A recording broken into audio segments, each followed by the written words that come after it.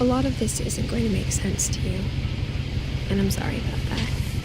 I'm just going to start at the beginning, with the house.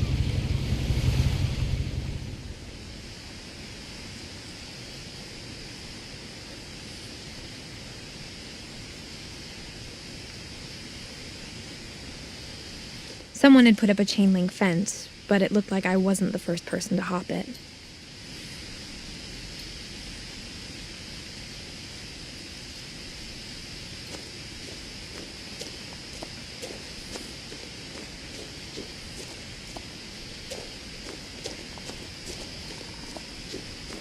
I lived here until I was 11, but I wasn't allowed inside half the rooms.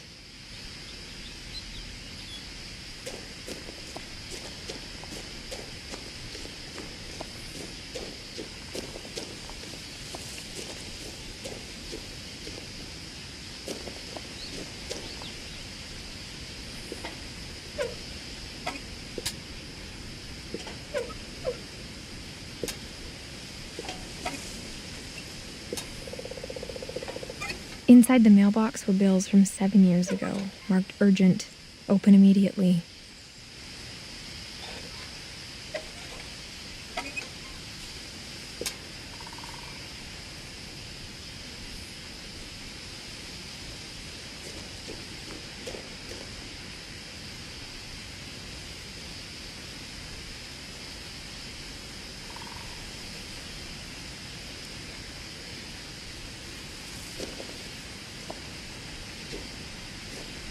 I hadn't been back since my brother Lewis's funeral.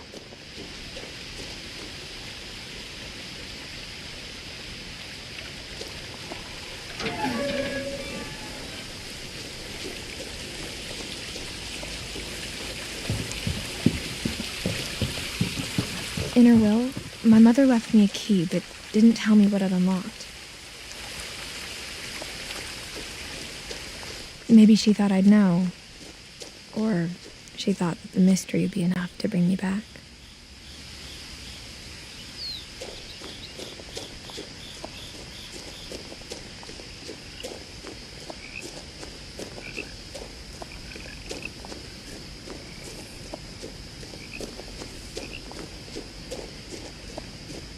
No one had driven this way in a long time, but I saw a few hoof prints.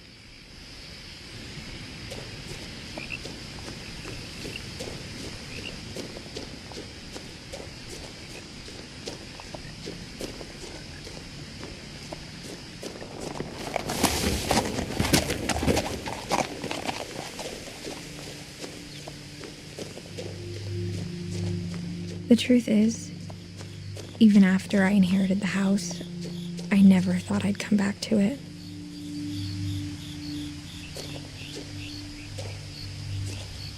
But now I had questions about my family that only the house knew the answers to.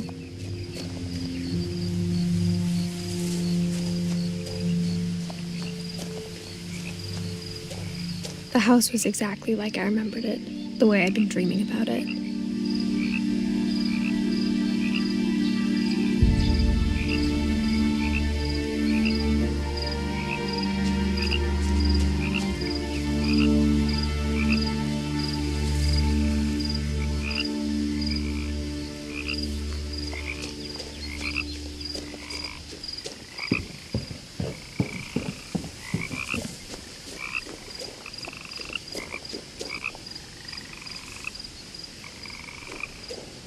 As a child, the house made me uncomfortable in a way I couldn't put into words.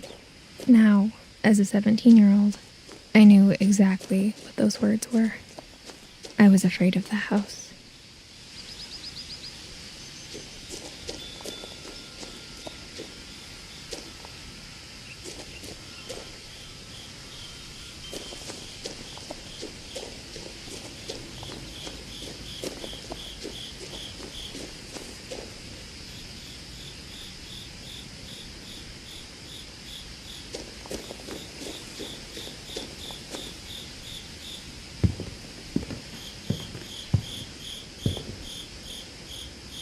I hoped the key might unlock the front door. It didn't.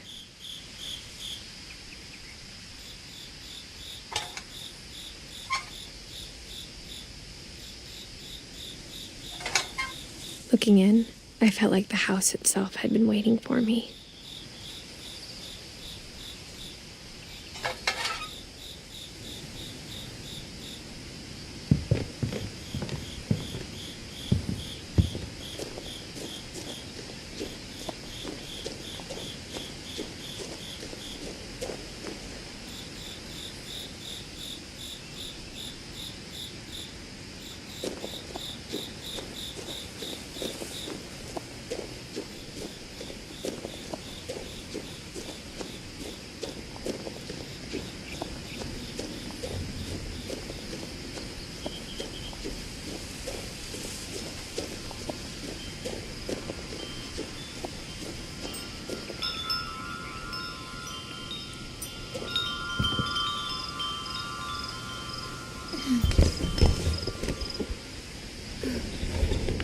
Crawling through the doggy door used to be a lot easier when I was 11.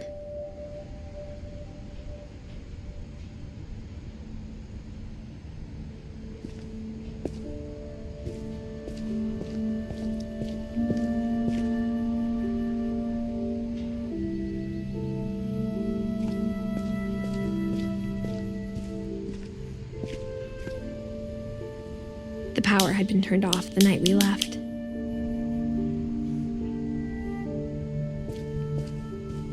For the first time in years,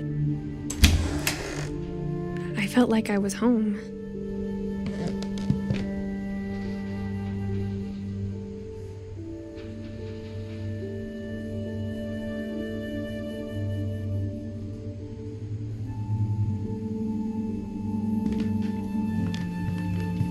But instead of a family, there were just memories of one.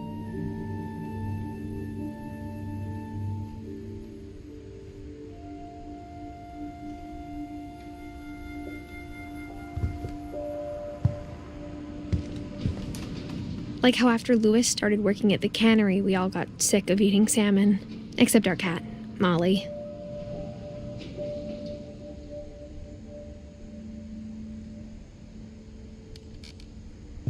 Or how only one restaurant would deliver to our house, so we had Chinese a lot.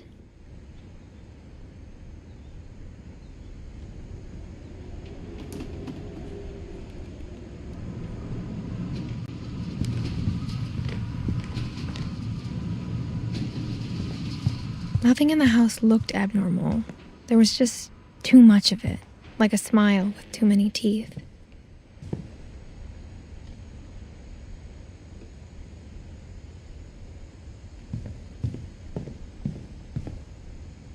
My mom wasn't much of an optimist, but she never stopped believing that my brother Milton was alive.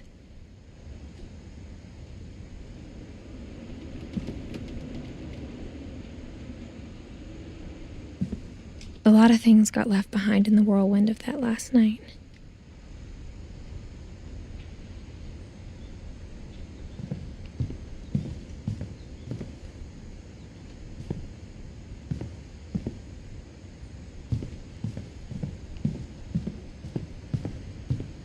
Mom always told me to stay out of the basement, so I wasn't too surprised when the key didn't fit.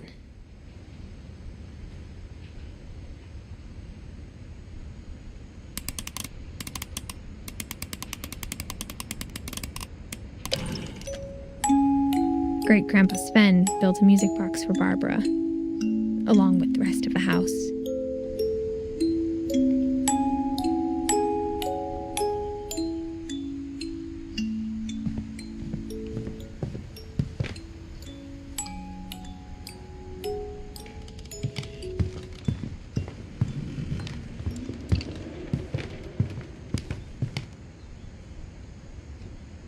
Even the fireplace had a story. Edie told me the bricks came from the original house, after it sank.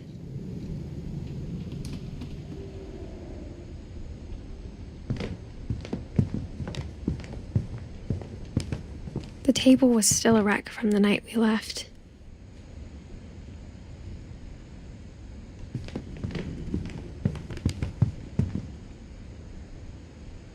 It was like a bomb had gone off, killing everyone but sparing the furniture.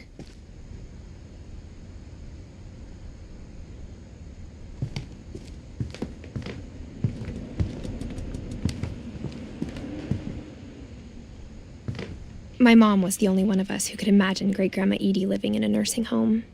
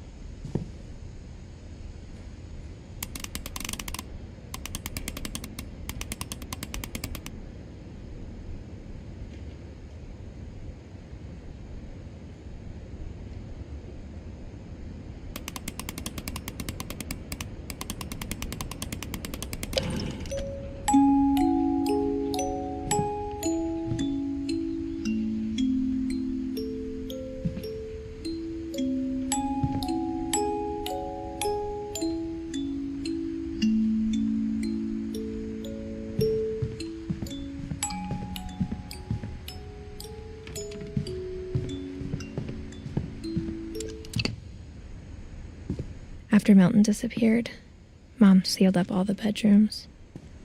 Then Edie retaliated and drilled peepholes.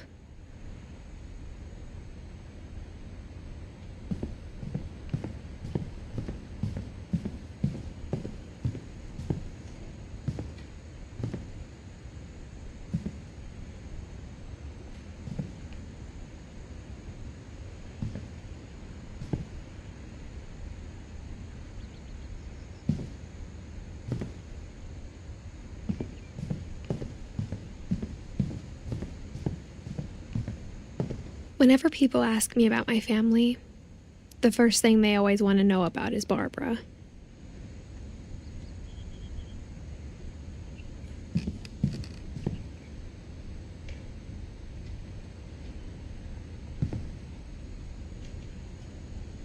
Edie's father, Odin, built the original house.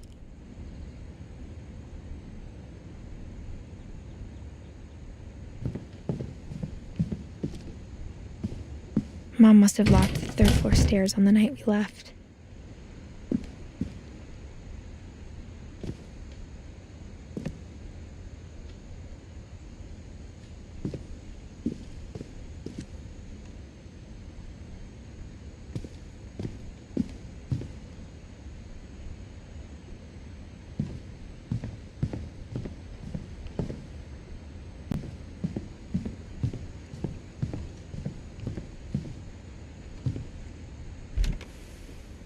As a kid, I just assumed every house had peepholes and sealed rooms you weren't allowed inside of.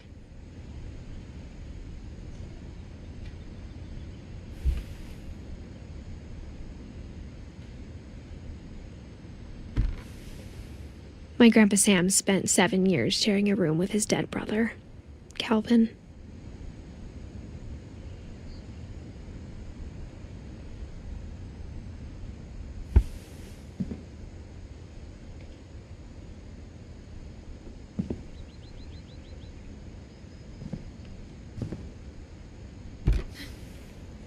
The last time I was in Edith Sr.'s room, I was 10 and she was painting my portrait.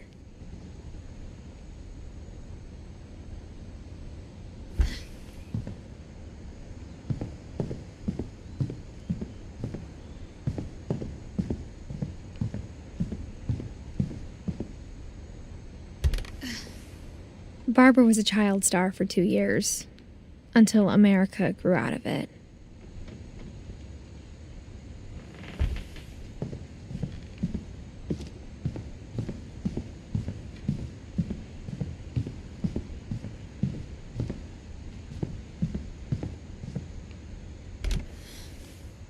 Molly always seemed like a girl I could imagine being friends with, if she hadn't died in 1947.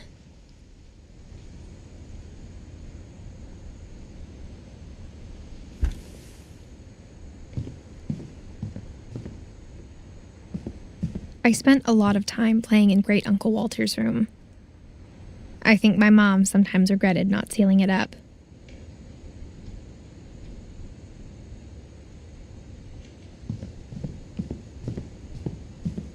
Lewis told me there were secret passages, but I never believed him.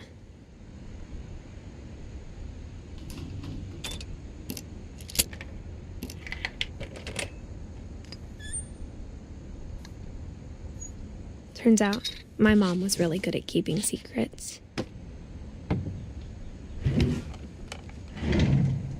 Now it was time to find out what my mom had been afraid of.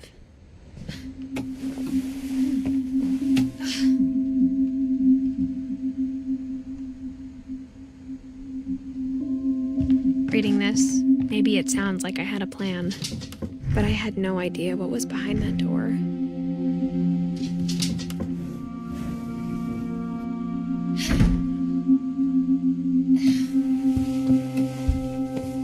Just like I had no idea where all this was gonna lead.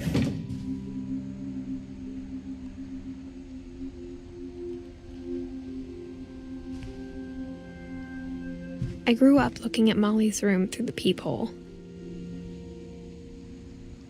Being inside for the first time, I felt like I'd stepped behind a painting.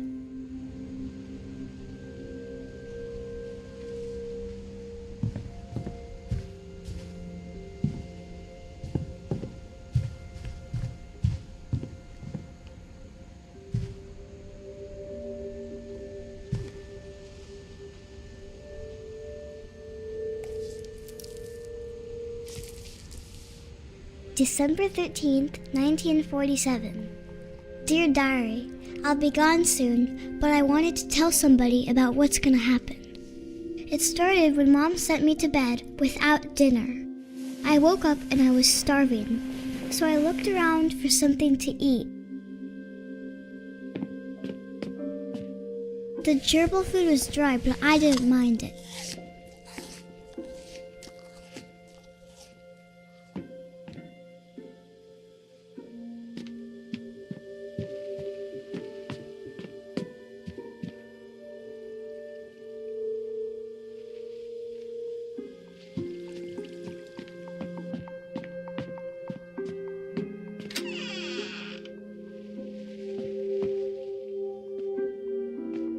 I kept eating and eating.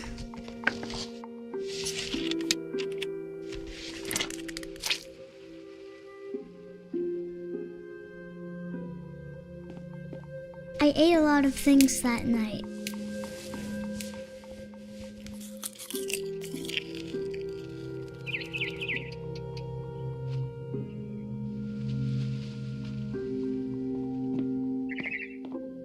Then I heard chirping outside my window. It was a barn swallow going back to her nest. I reached out for her.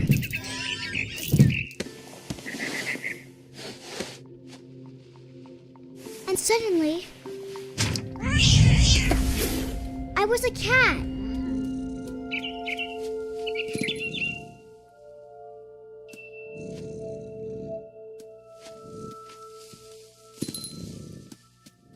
I tried to be quiet, but the bird was really scared.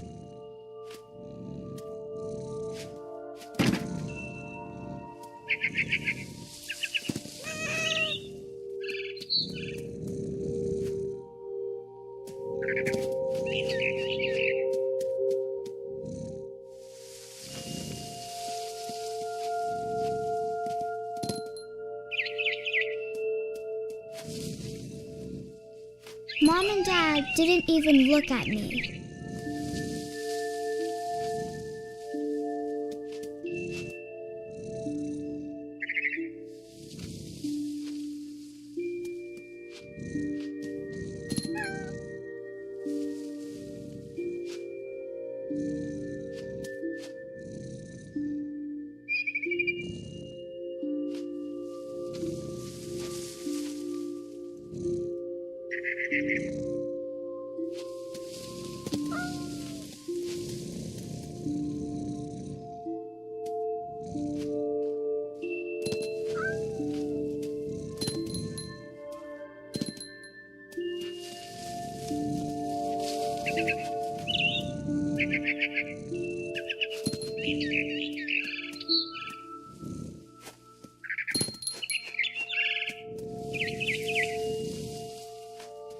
I jumped and I almost got her.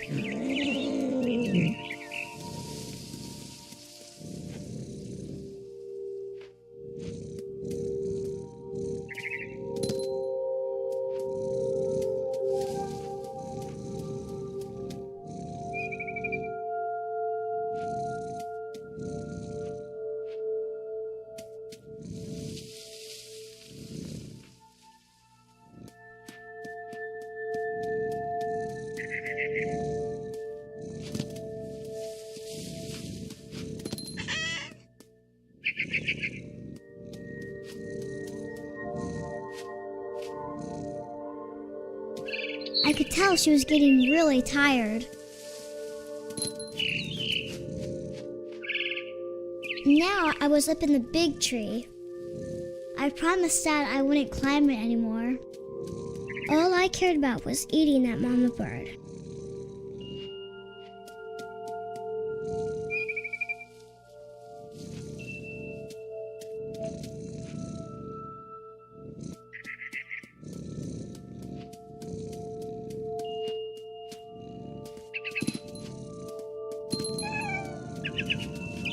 I gobbled her up. And suddenly, I was an owl. First, all I heard was the wind. Then I heard little teeth nibbling in the grass.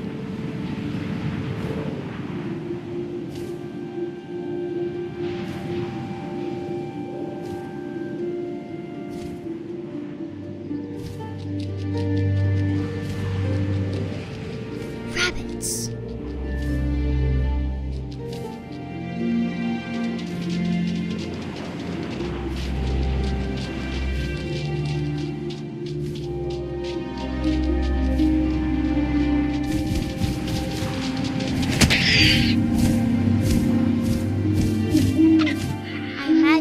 Face looking up and seeing mine through my talons. I swallowed him up, and I didn't chew one bit.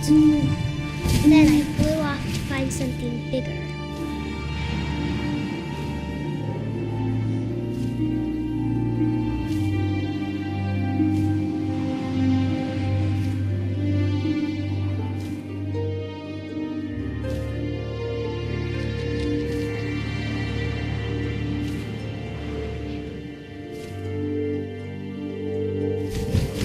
A mama rabbit.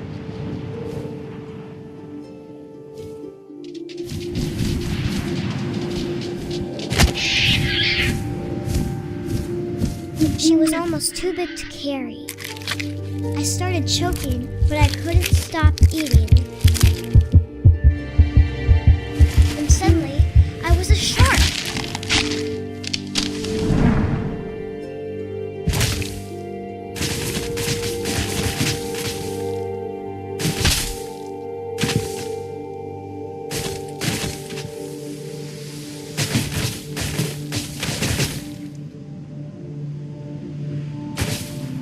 I rolled off a cliff and into the ocean. Now, I was hungrier than ever.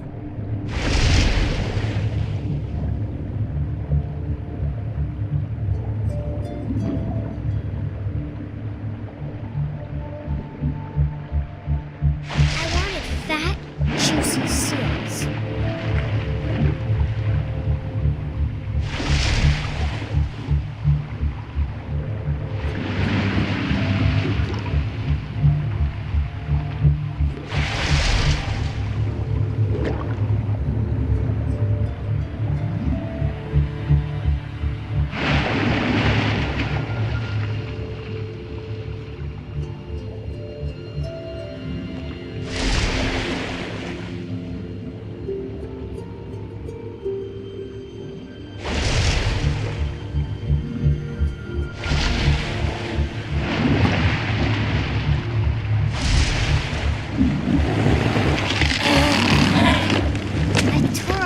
Flipper, and it tasted really good.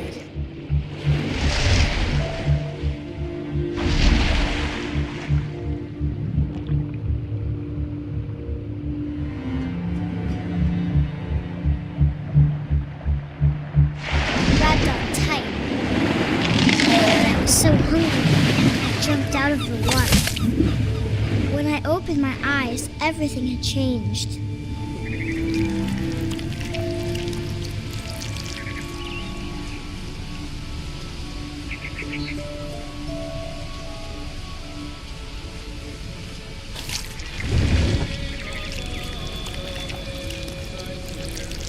Now I was a monster, and I smelled people everywhere.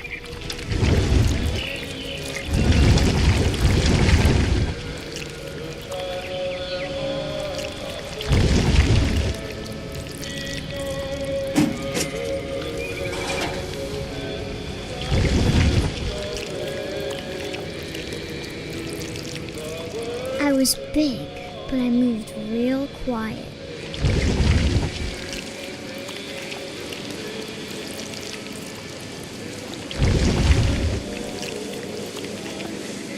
Yes! Ah!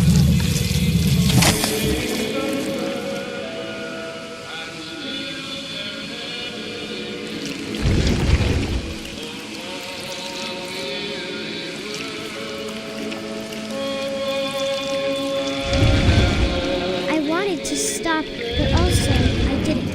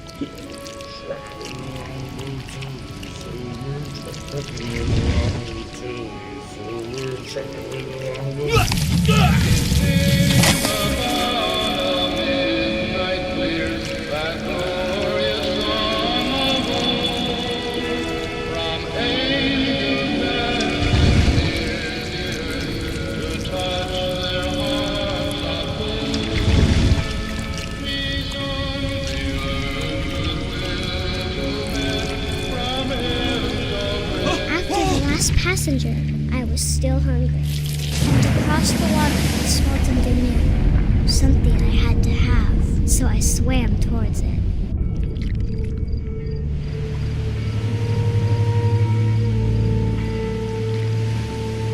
slithered onto the sand, and the good smell went into an old pipe.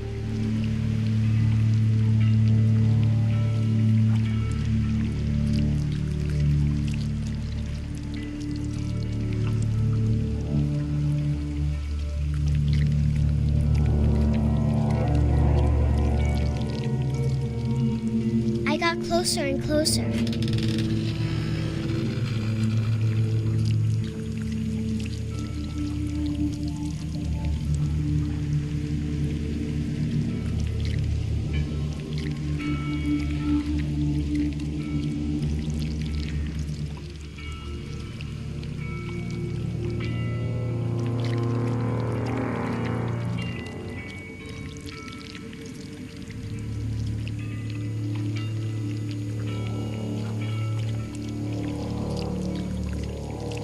All of my stomach started growling. And suddenly, I was me again. I held my breath for a long time, but I couldn't hear anything. I think it's waiting for me to fall asleep. But it's not going to wait much longer. It needs to feed, and we both know I will be delicious.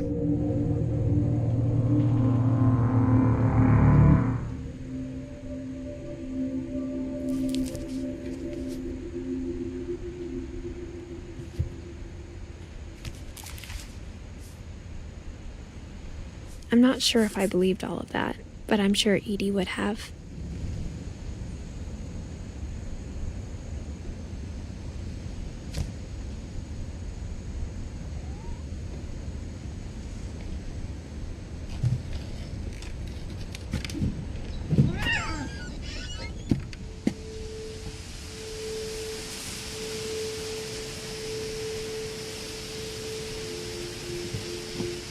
This will be obvious later, but my mom never told me any of these stories. Edie would have, but Mom didn't like bringing up the past. Though, when we adopted a stray kitten, she was the one who named it Molly.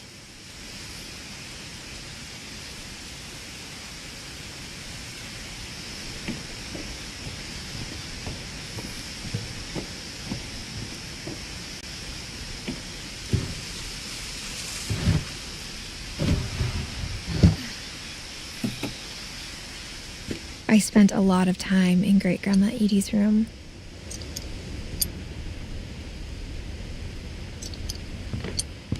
We got along, and it was a good place to hide from my mom.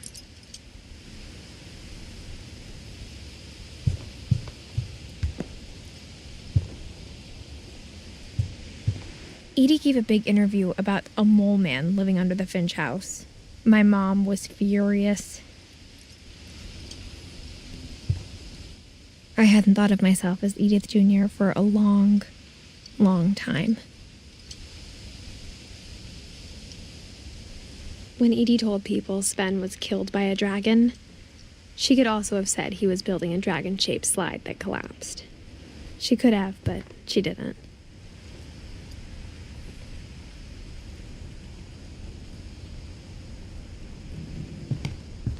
Even in her 90s, sometimes Edie seemed a lot younger than my mother.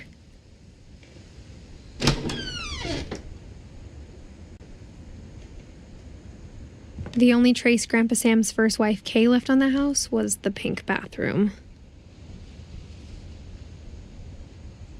It was a pretty big trace.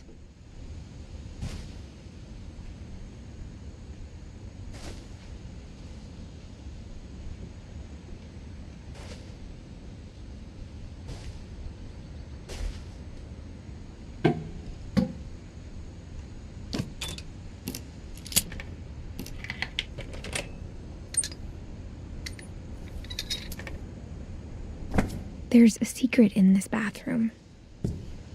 It's in the last place you would look. It isn't in the cupboard.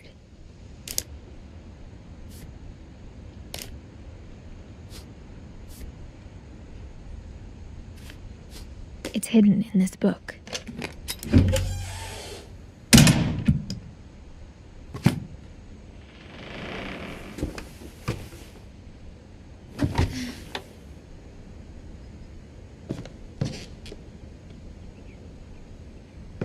Sven gave Sam an old camera he'd refurbished. He never put it down.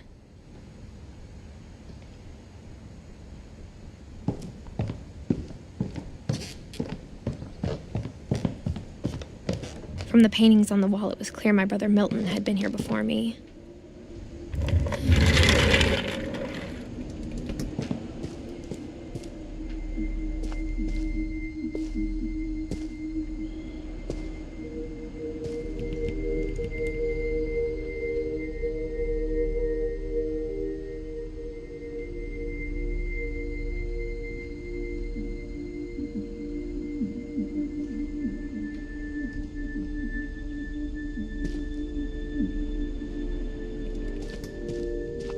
I knew Grandpa Sam had a twin, and that he never talked about him.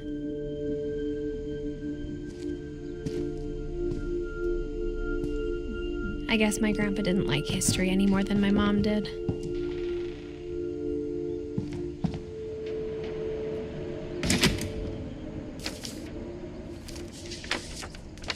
How I Want to Remember My Brother by Sam Finch.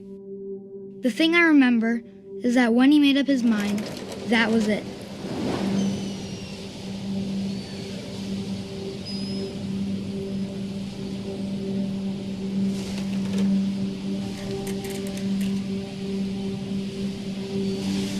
My brother said he'd die before he ate another mushroom, and he did.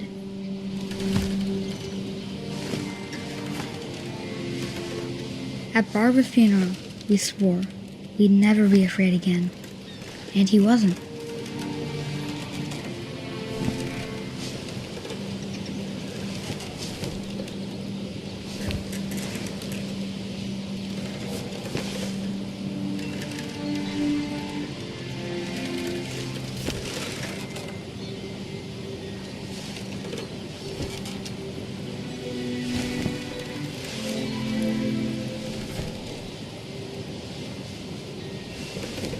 I think Calvin always wanted to fly. Sam! Calvin! Dinner's ready!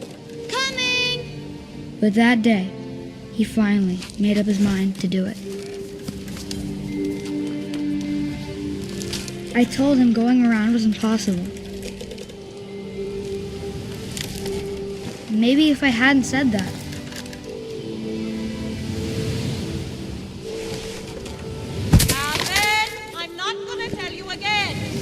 maybe if the wind hadn't picked up,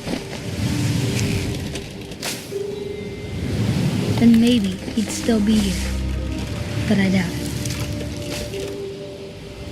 I think he'd already made up his mind.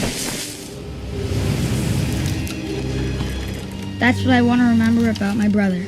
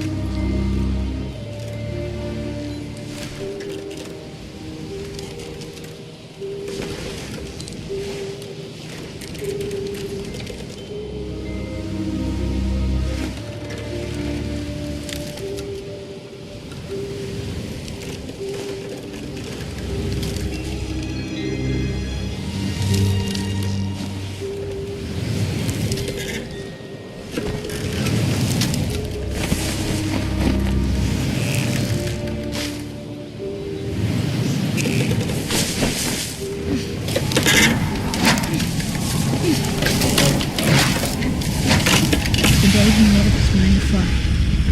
And he did.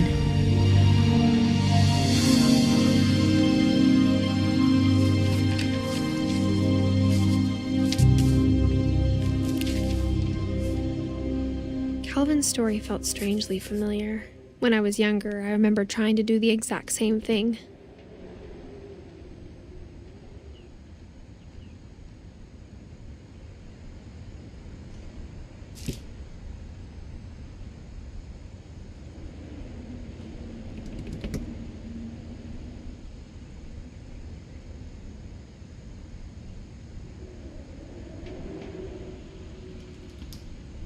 After the funeral, Edie roped off Calvin's half of the room.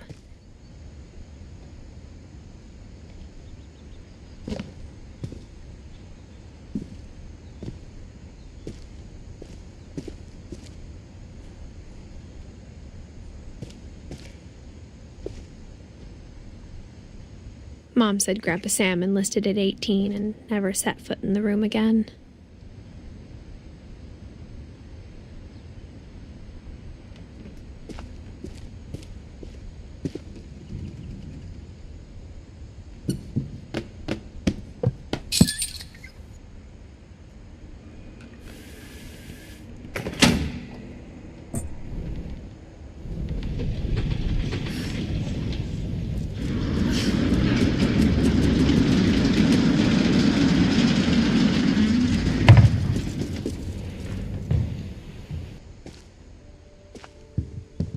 The passages were a pretty tight fit.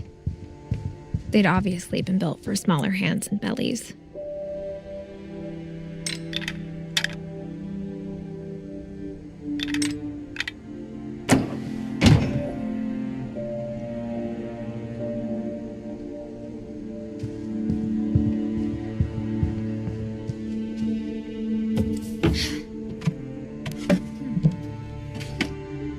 Growing up, I always thought of Barbara as a child star.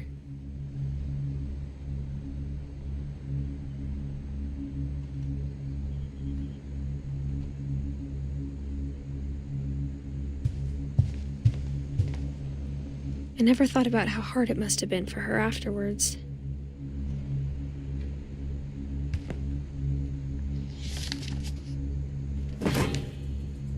Of all the stories people wrote about Barbara's death, I'm surprised Edie saved this one.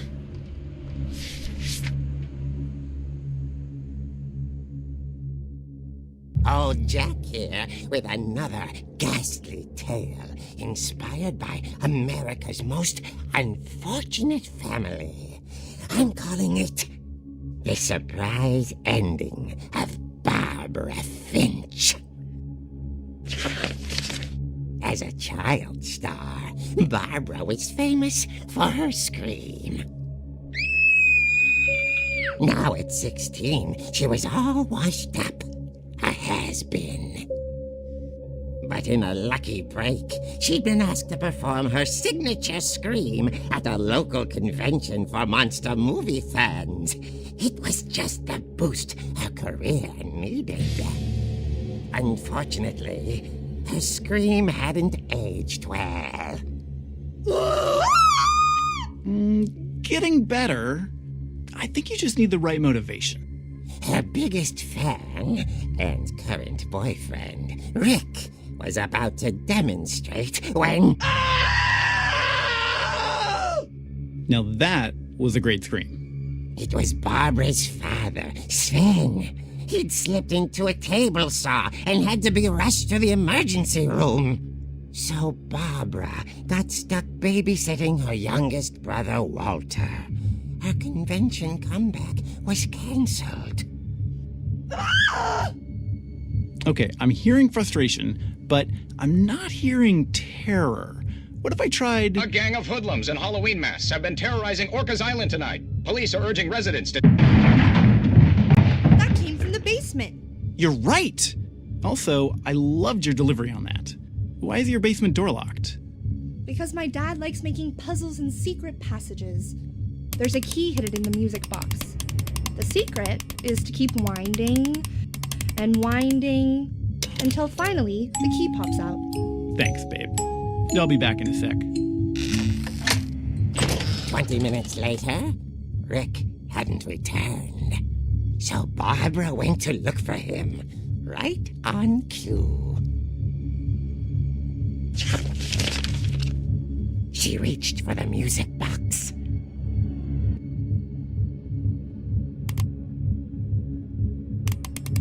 And as she wound the key, she listened for Rick, but the house was silent.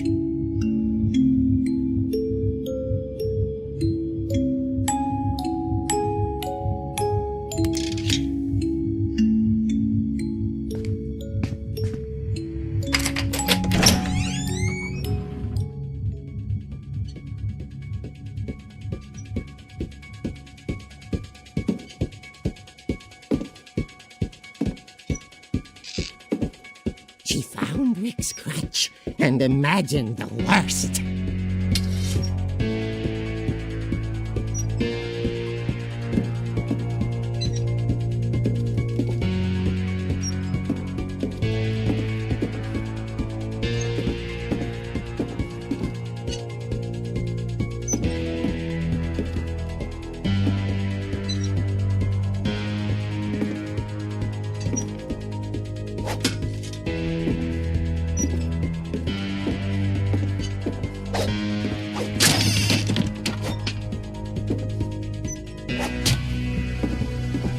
The gang's leader is the infamous Hookman killer, Dr. Carl Hamill, who impaled and then ate his family 10 years ago tonight.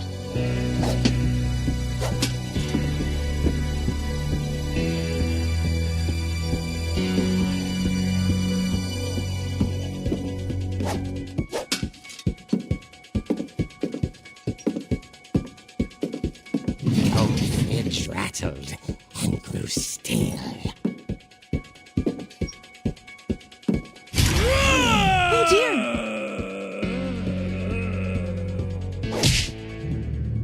Oh. Rick? Barb, relax. I was just trying to scare you to help you find your scream. Well, I'm not scared, Rick. I'm furious. Then act furious.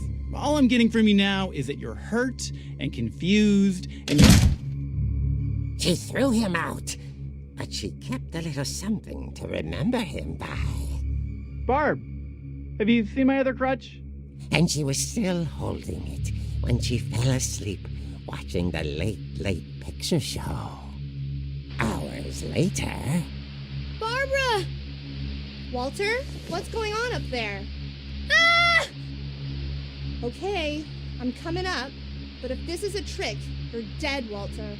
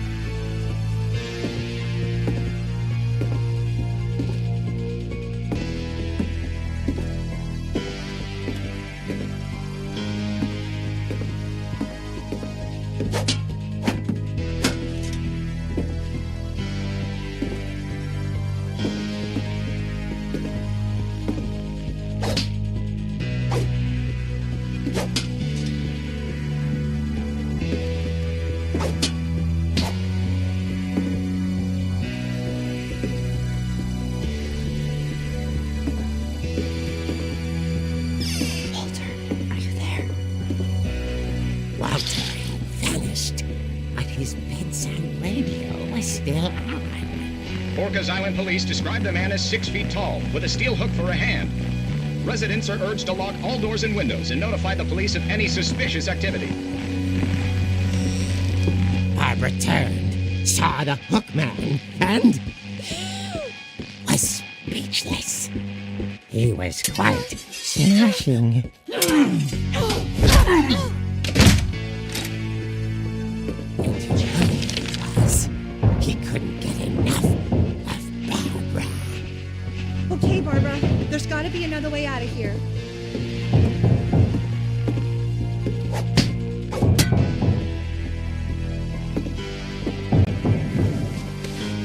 That night, she played her part beautifully.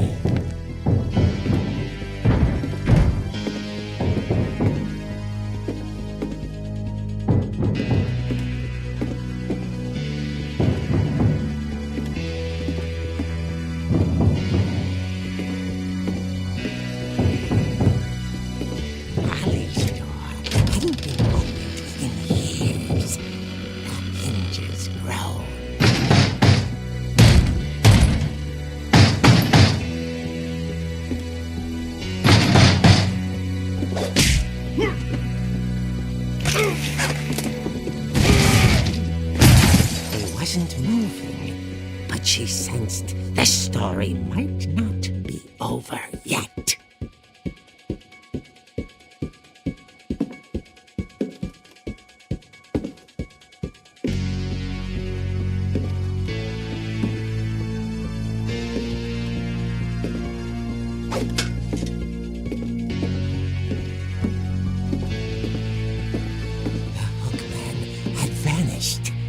She listened for his breathing, but all she heard was...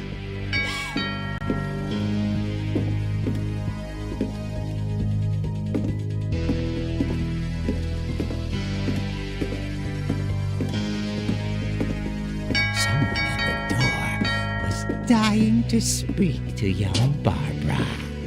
At the door, she heard whispering. It was coming from inside the house.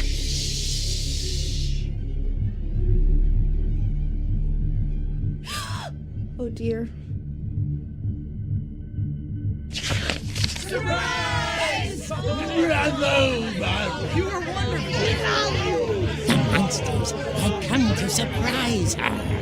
For Barbara, it was a dream come true. Then she saw what kind of monsters they were, and she realized what was about to happen. She was going to be famous. And with her final breath, Barbara Finch gave the performance of her life.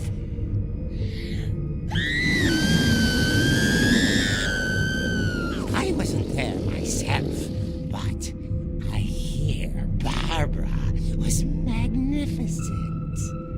Poor girl. She had a taste for stardom. But unfortunately, so did her fans. Of course, the police blamed it all on poor Rick, who disappeared the same night. And little Walter, hiding under his bed the whole time. He took it all pretty hard, but that's another story. As for Barbara, tucked inside the music box is all they ever found of her. Her ear. Now that's what I call a real eerie tale.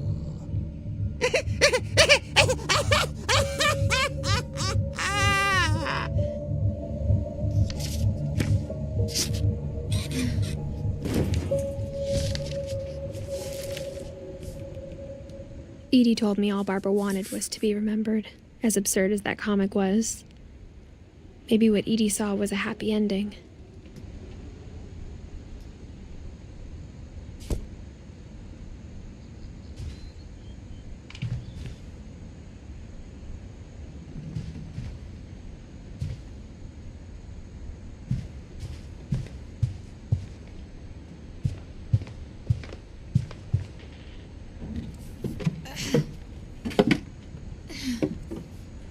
I guess now I know why Mom didn't like me playing with the music box.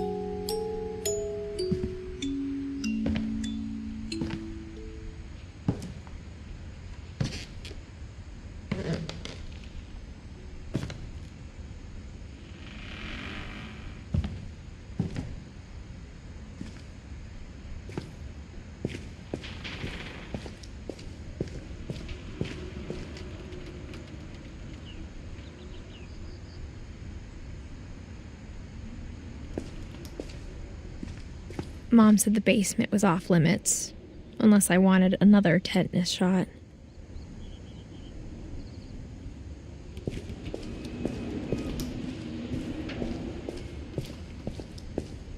I saw Edie sneak down to the basement once, carrying packages.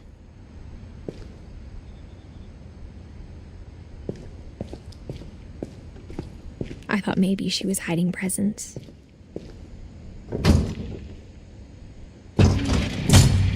It turned out she was hiding a lot more than that.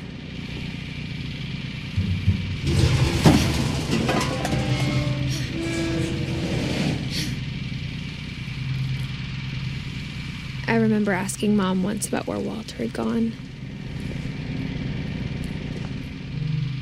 She said after Barbara died, he got as far away as he could.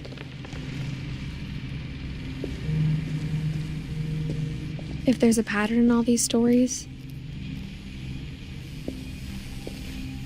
I think it's that none of us has gotten very far.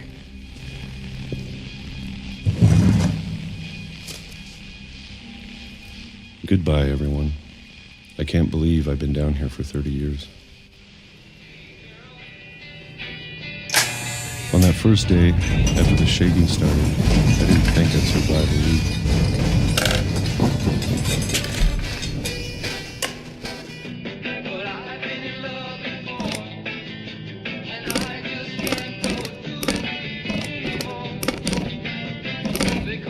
But after a few days, I settled into a routine.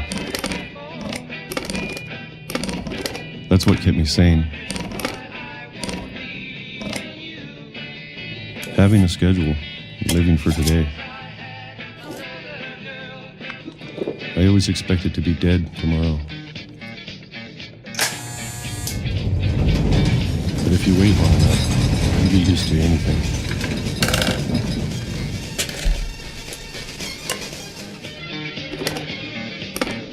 Even a monster on the other side of the door starts to feel normal. Almost friendly.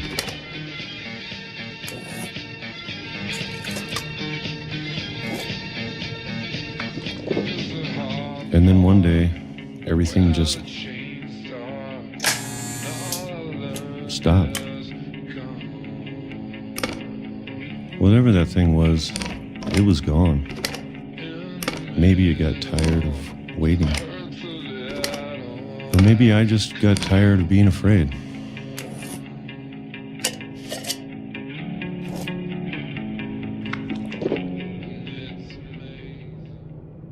It's been a week now, the longest in 30 years. I'm done waiting. I have to leave while I still can.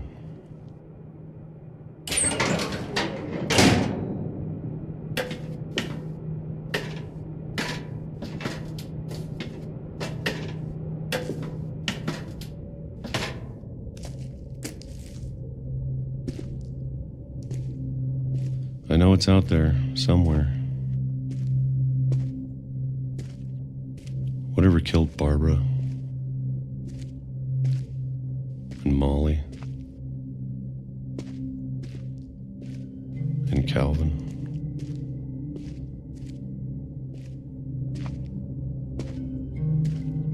Maybe this is all a mistake. But I need to stop living the same day, even if it kills me.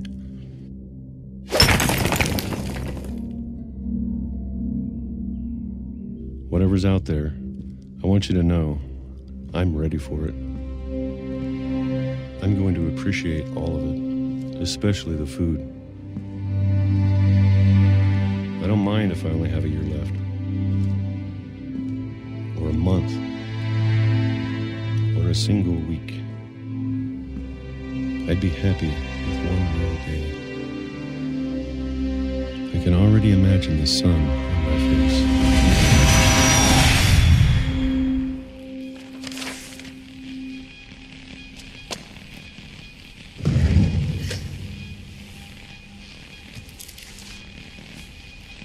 Walter died when I was 6. I can't believe my mom never told me he was down here.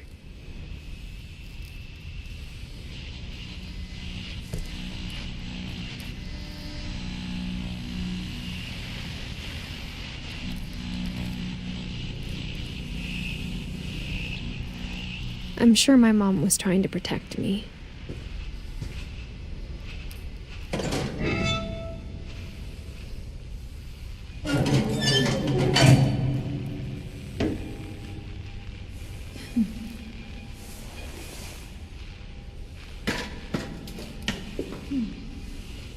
Maybe she was afraid I'd end up like Walter.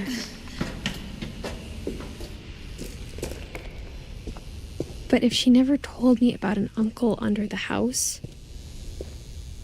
I can only imagine what else she was hiding. I don't want to make the same mistakes she made. Trying to bury something that's still alive.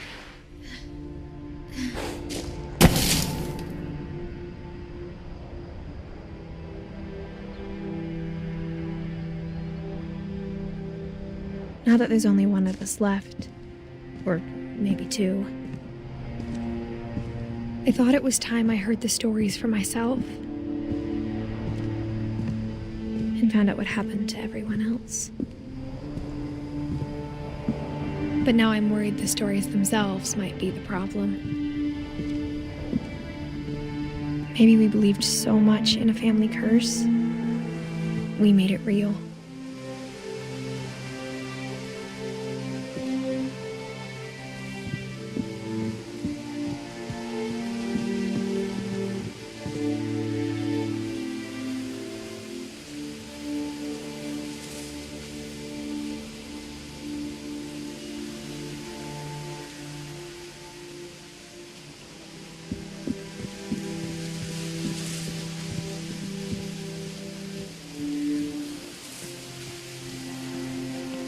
I don't know if I should even be writing this.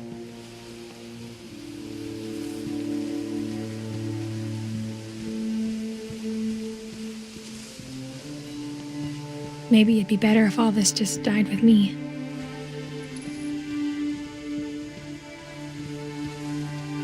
But I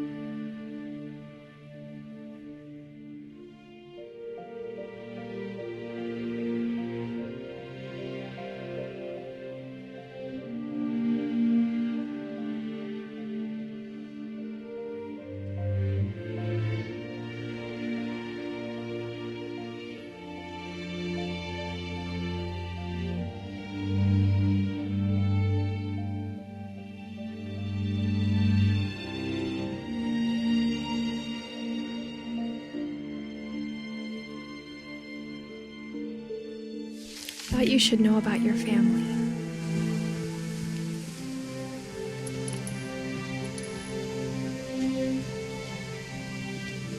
And the history you're a part of.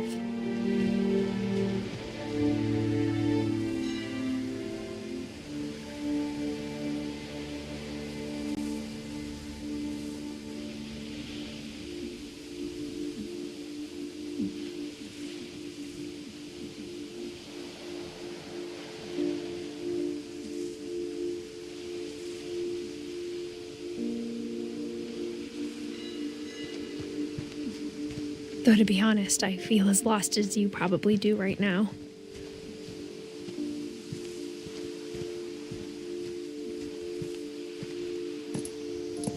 I think the people in these stories believed them, for what that's worth.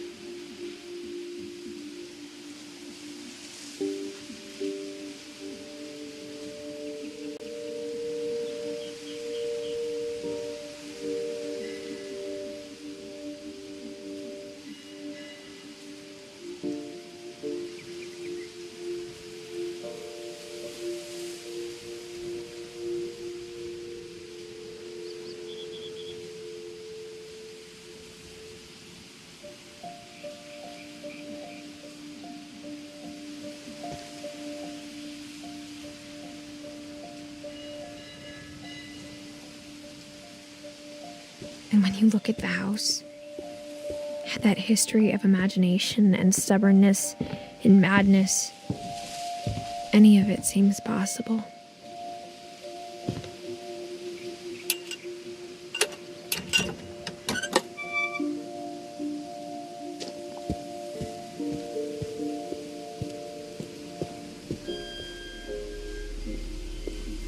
I think we've been surrounded by death for so long, we've just gotten used to it. What kind of family finishes building a cemetery before starting the house?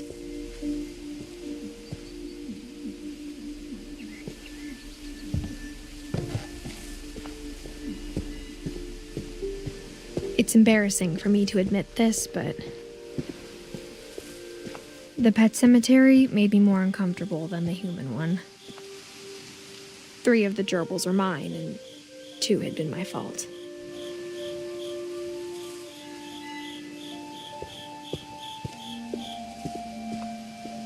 Sven built the house, but it was Edie who designed the cemetery.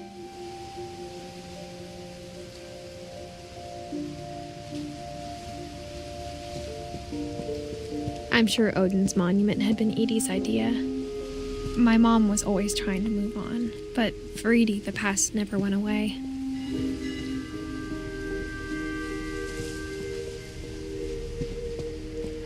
She could see it poking out of the water at low tide.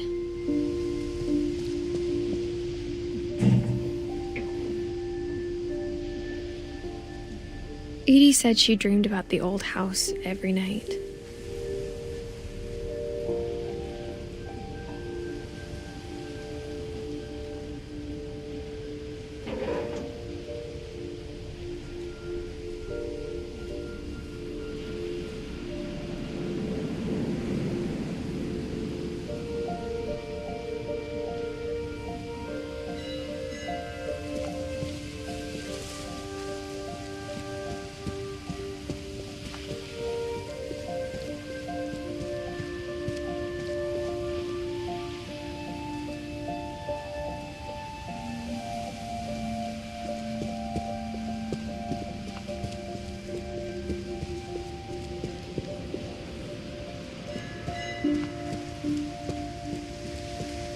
Edie's side was always easier for me to understand. But the older I get, the more I can see where my mom was coming from. Her dad had been pretty strict, but it wasn't enough to save her brothers. She was just trying to do better.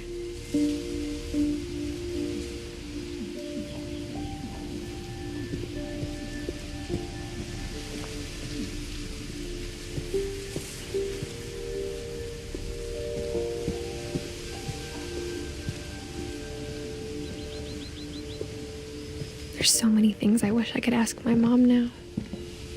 Part of me thinks this is what she wanted all along. For me to come back someday and find everything out for myself.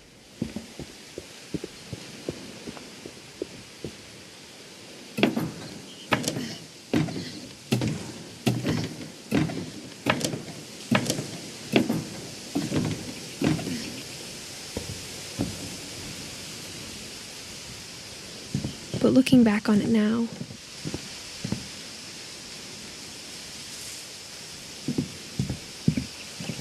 if she told me there was going to be so much climbing, I never would have come when I was 22 weeks pregnant.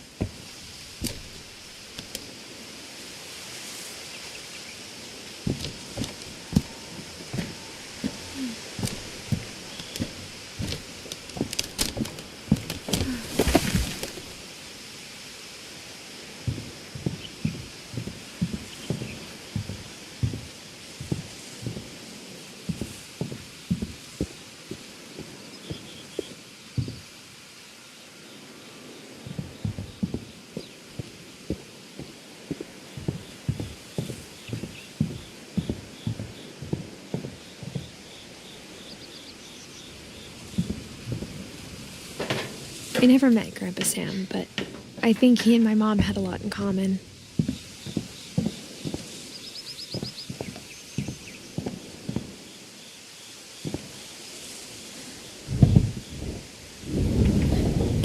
They were both pretty intense.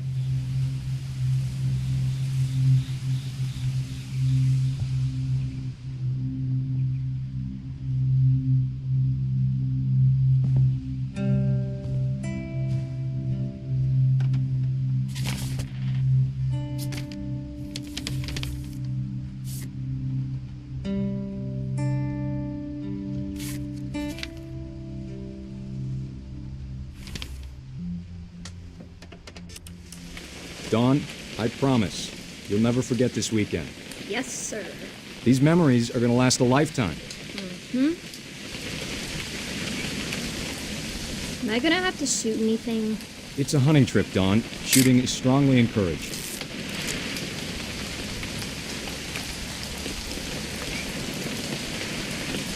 What? Perfect. It's gonna rain the whole weekend, isn't it? I will never forget this weekend, Dad. That's the spirit. Smile, Dawn.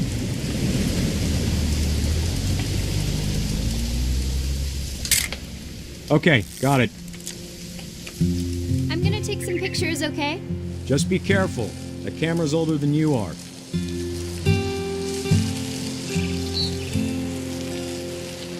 Definitely should not have drunk all that coffee. You're right, Dad. It's starting to clear up. Still freezing, though.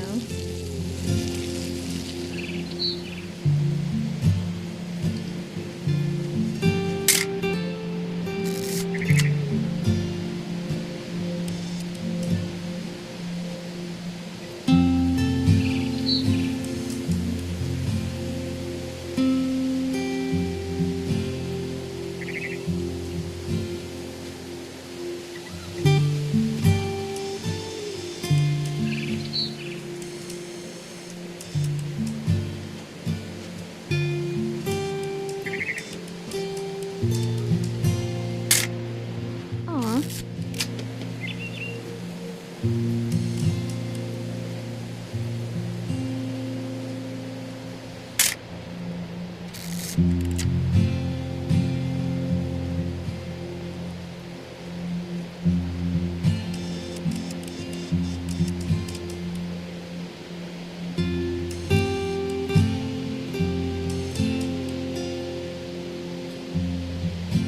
Nothing quite like being outside. Hold still while I take a picture of you. Hey! That's a keeper. I'm just saying, I'm not always gonna be here, Dawn. You'll need to remember this stuff, if you want to survive. I'll be fine, Dad. You know who else thought he was gonna be fine? Some guy who died. Dawn, I'm being serious. I know, Dad. You're always serious. Doesn't being out here make you want to chill out? Well, to tell you the truth, I haven't been out here in 20 years. Dawn, don't you think you could find something more interesting to photograph? You don't need to waste any more film on me, kiddo.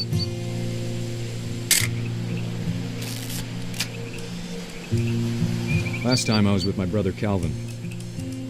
Man, that was a great trip.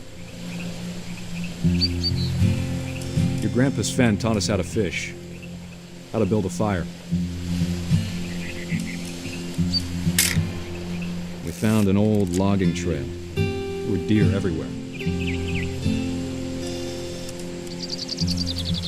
I bet if I could remember where that trail was, we'd spot a buck for you in no time. Give me a minute to check the map.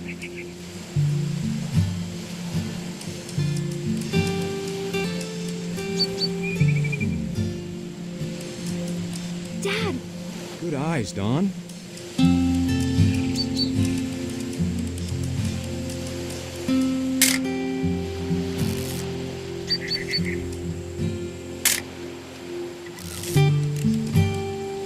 Before you take the shot, let me get a picture of you.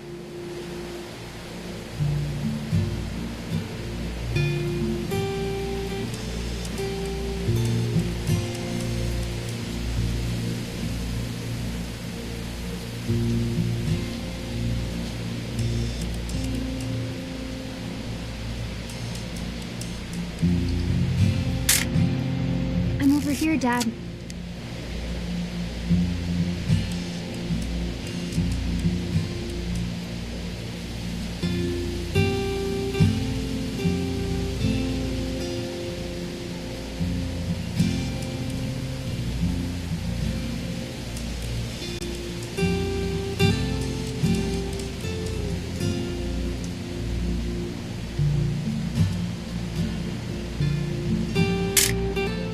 One sec, Don. Let me get a picture of you.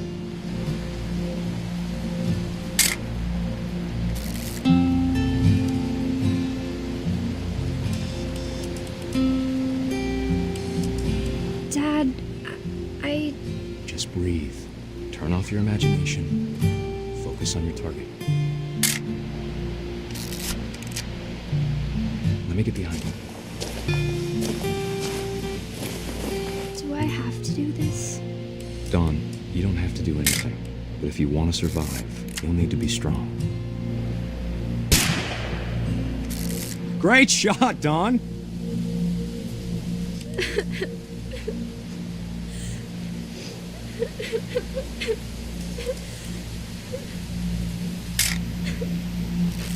I'm proud of you, Don.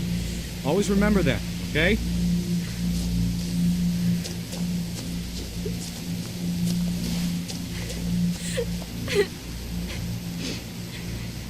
Sorry, Don. Just gotta reset the timer.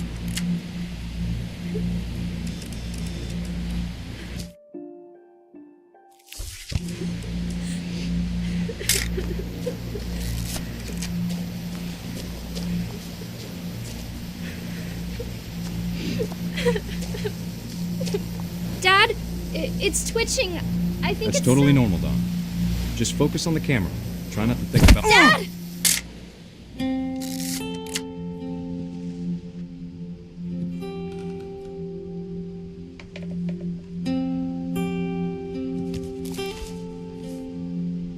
Of all these stories, that's the one I wish most that my mom had told me.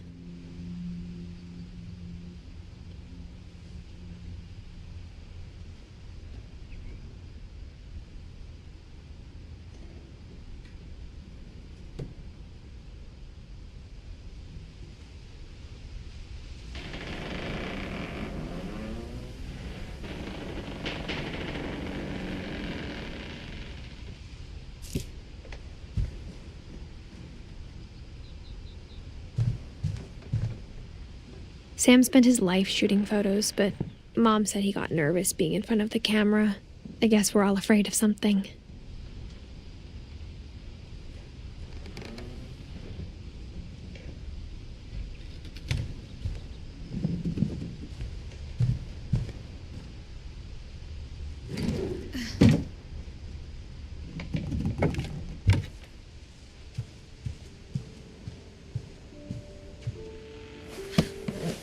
After Sam died, my mom and Edie got really close.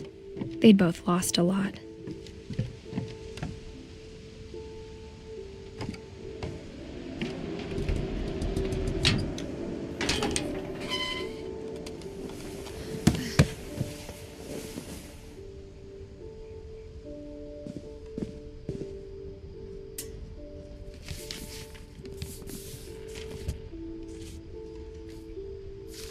Dear Kay, do you remember the way Gregory used to laugh when he thought he was alone? Like something funny was happening, but only he could see it.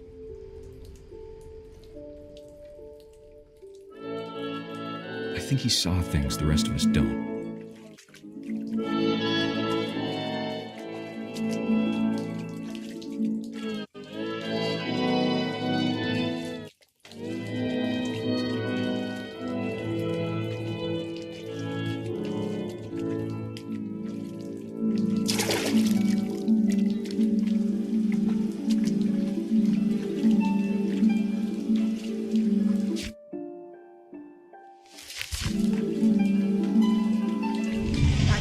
Gregory, it's time to... Hold on, sweetie. Hello? Sam, I told you I don't want to talk right now.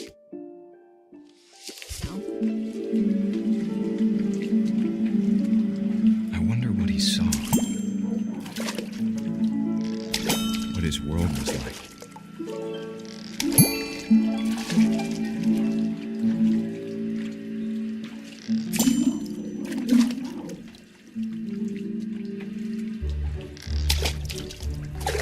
He reminded me so much of Calvin.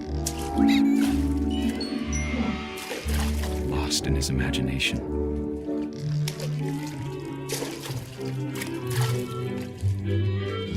Whatever it was he saw.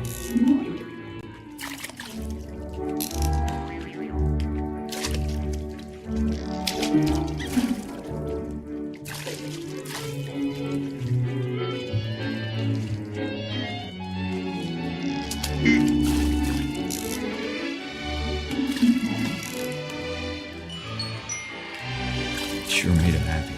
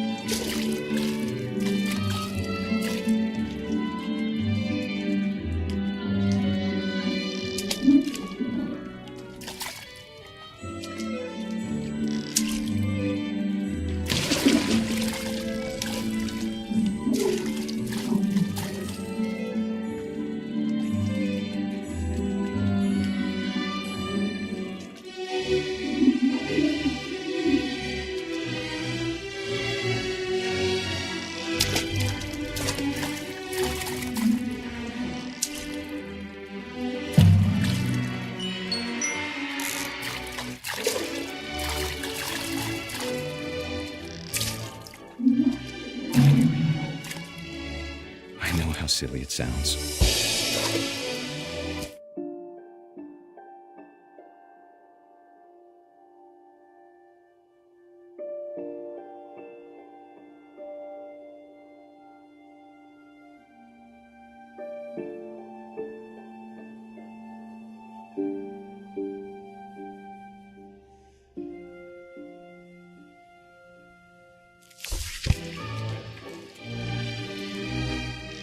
That I worried about a baby being too happy. But I could feel him slipping away. Sorry about that, Gregory. I know you did everything you could. Maybe if I hadn't called that night. Damn it. Hold on, I don't want Gregory to hear this.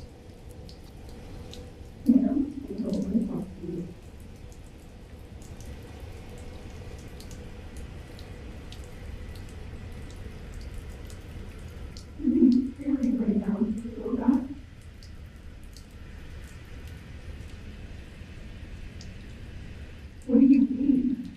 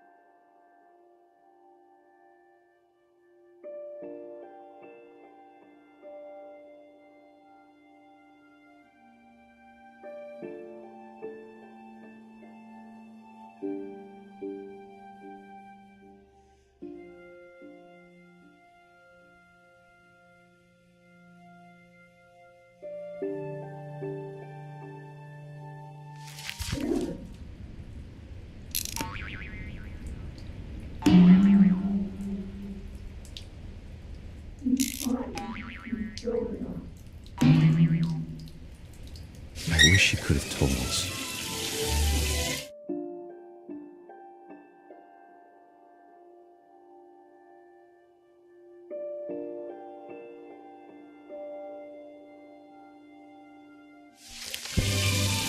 About the world he saw.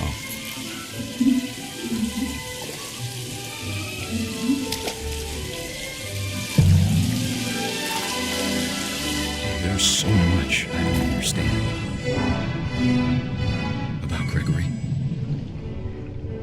About everything.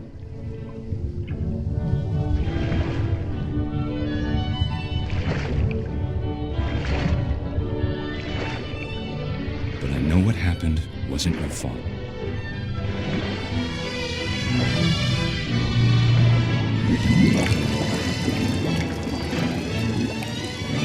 I'm sure he's happy.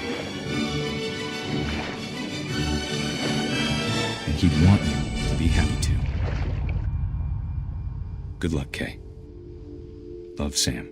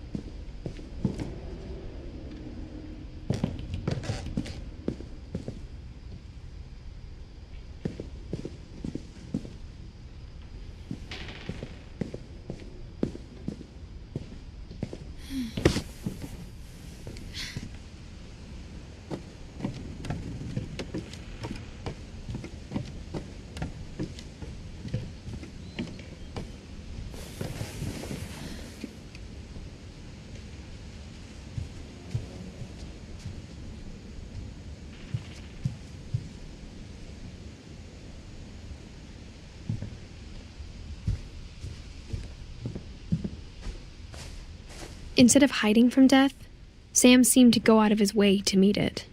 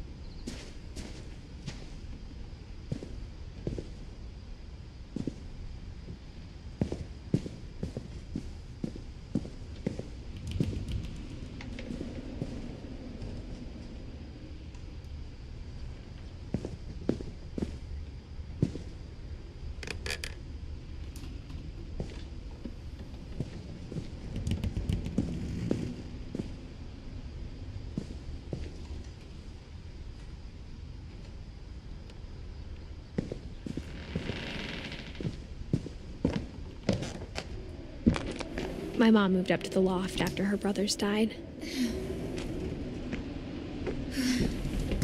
At the time, it was as far away as she could get.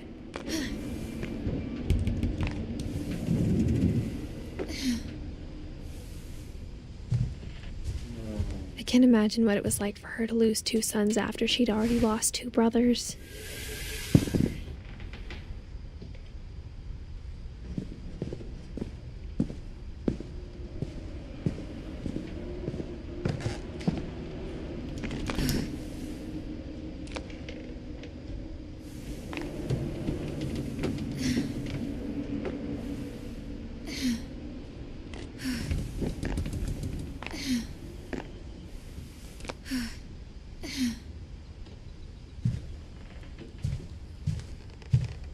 She spent a summer building houses in Calcutta, where she met my dad, Sanjay.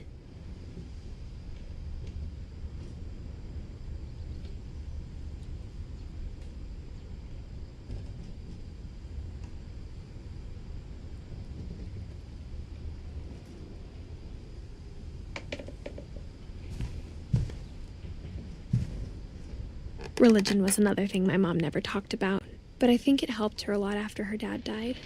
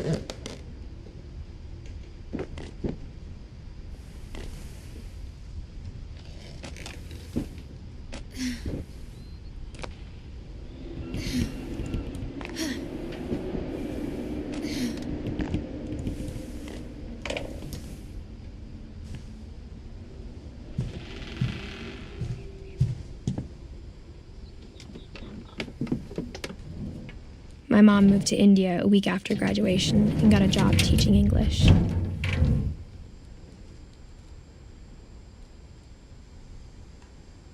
Lewis was born a year later.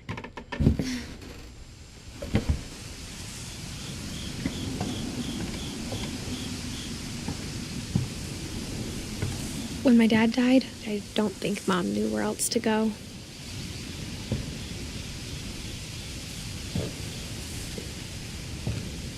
I'm sure Edie was happy to have her back.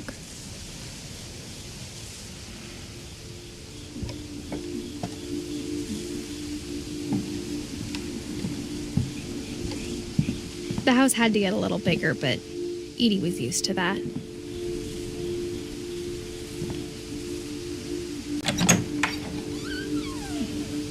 And for a while, things were good, almost normal. But it didn't last. The beginning of the end was Milton's 10th birthday, when Edie gave him a castle.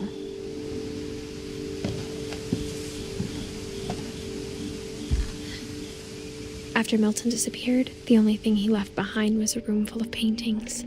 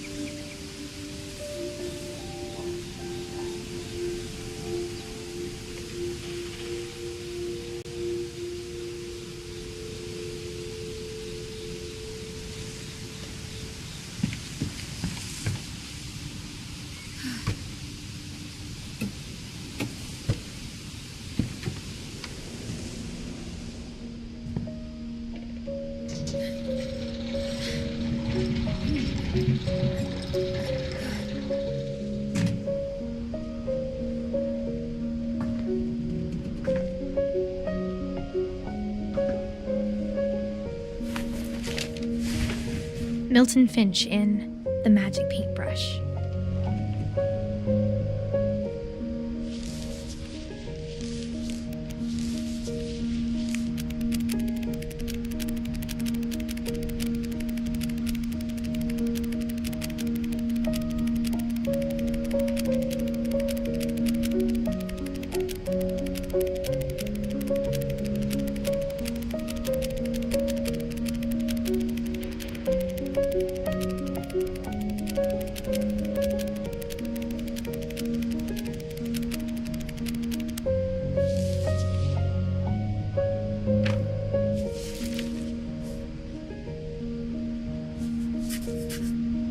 I was 4 when Milton disappeared.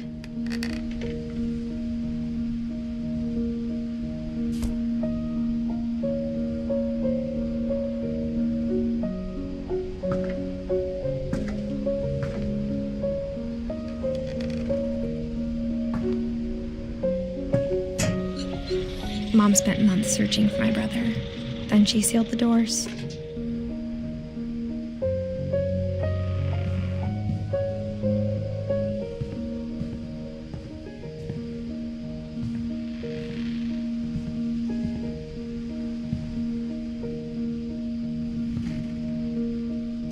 Whatever Milton had found in the house, Mom didn't want it getting out.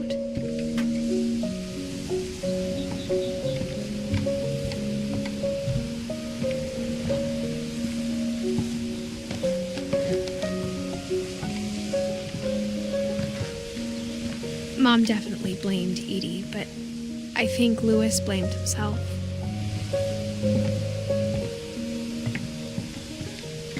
After he graduated, he just spent more and more time in his room, until Mom got him a job at the cannery.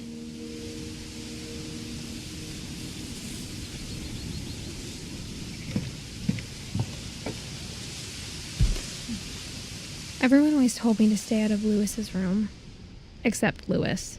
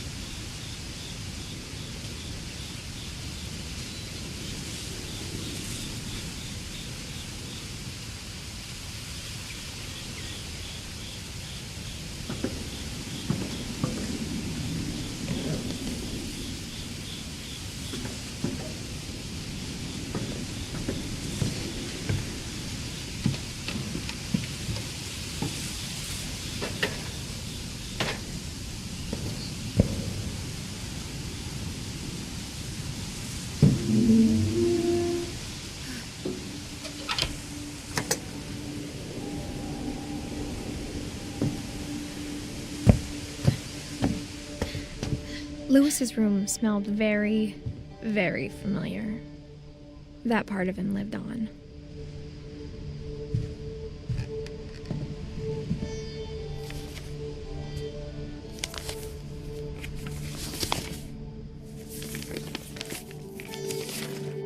Dear Mrs. Finch, as Lewis's psychiatrist, I can understand your desire for an explanation. As I see it, the trouble began in January, shortly after we convinced your son to seek treatment for substance abuse. Newly sober, I believe Lewis first noticed the monotony of his daily life.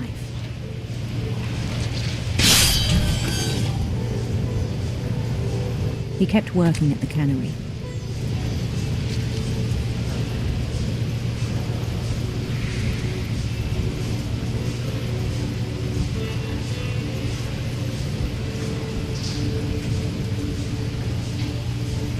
But he withdrew part of himself.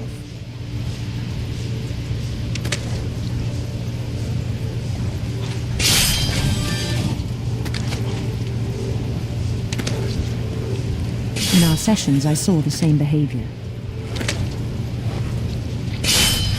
His mind began to wander. I asked him to describe it.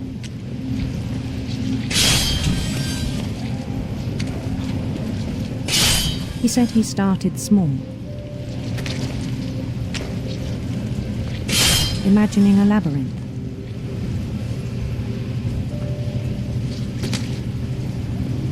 He'd feel his way about. Then something moved. Bats and toads.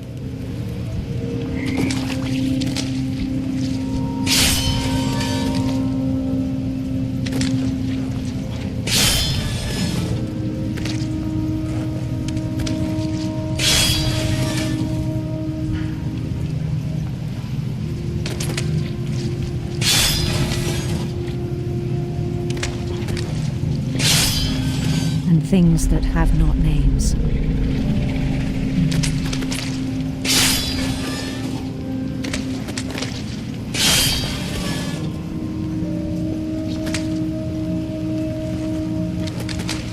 He knew it was all in his head.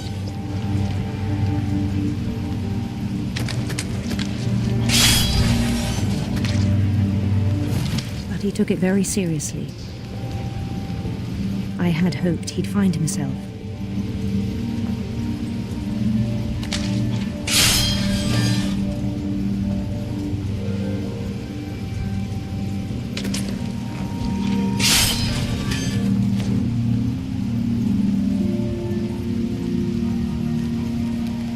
But he found something more. I worried about him then. Daydreaming at the cannery.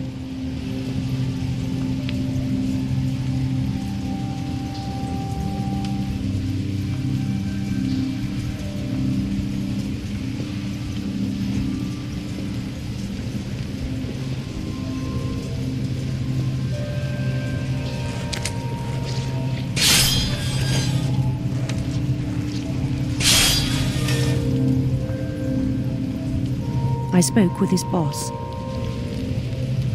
but he said Lewis had become a model employee. Methodical, tireless, focused. Like a whole new Lewis. So I let him go on.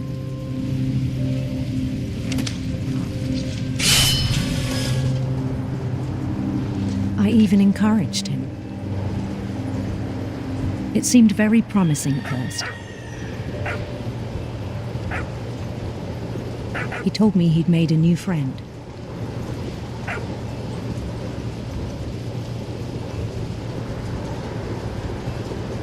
On the edge of a city he named Lewis Topia.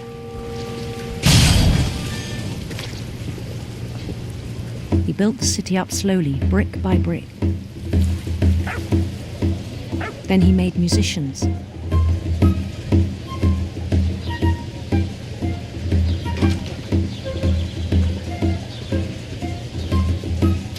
And songs for them to play. talked about starting a band. And he was always humming something. Every day his imagination grew stronger.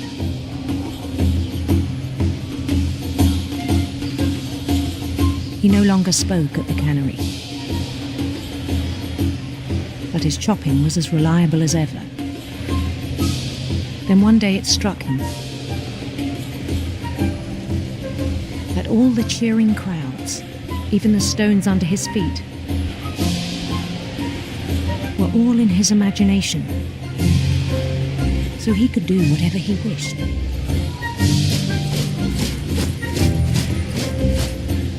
He held an election for mayor,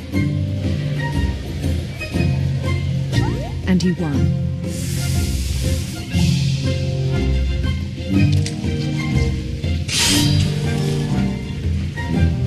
They begged him to stay, but his mind was already wandering. It became a game for him.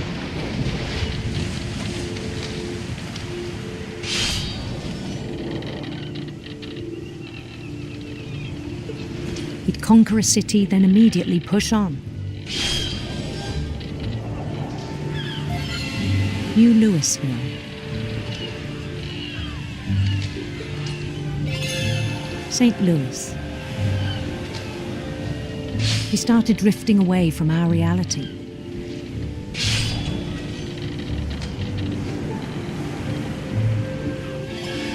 Minneapolis, until one day he forgot to go home from the cannery. Even as his mother pleaded with him, part of Louis kept sailing on.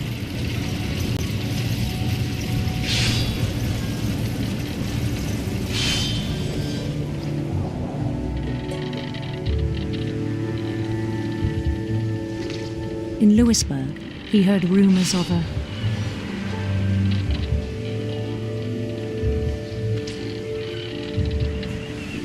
handsome queen.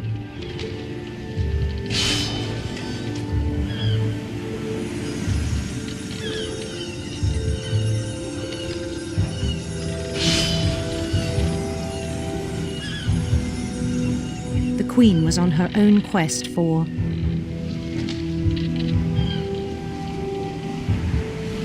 radiant rainbows.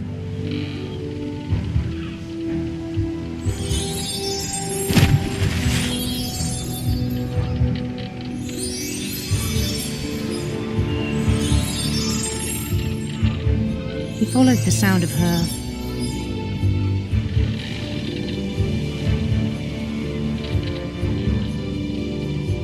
electric sitar.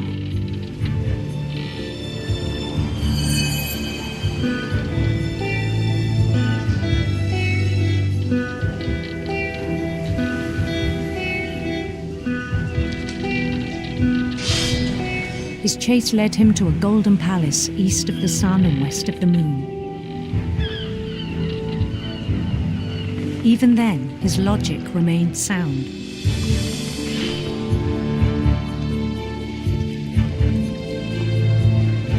He knew the world was all in his imagination.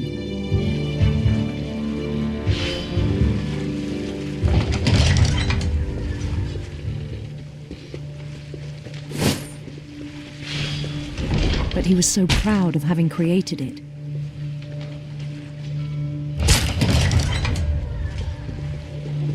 In his own eyes, he'd become something greater than a king.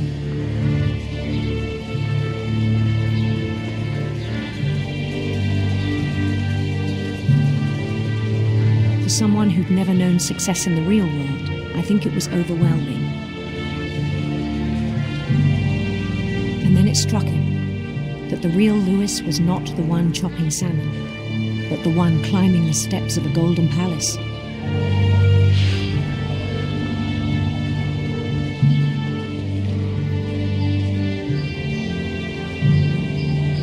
My imagination is as real as my body, he told me. It was hard to argue with him.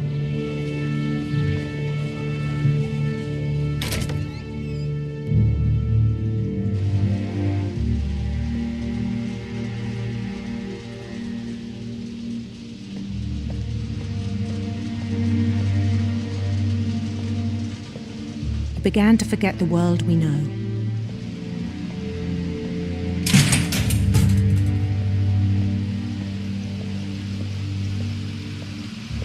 I think it pained him to remember Lewis, the cannery worker.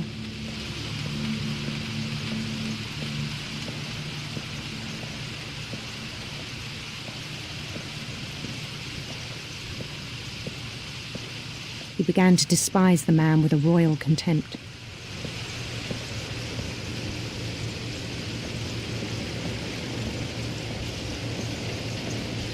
I still thought I could save him. Even after he said he was being crowned king over all the lands of wonder. The palace would be packed with his companions.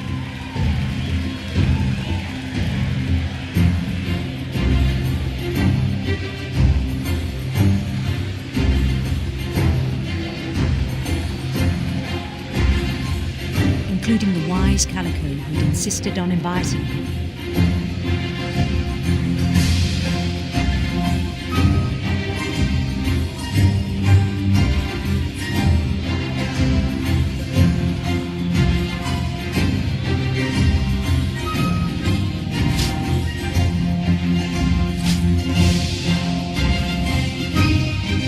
His queen waited, holding his crown.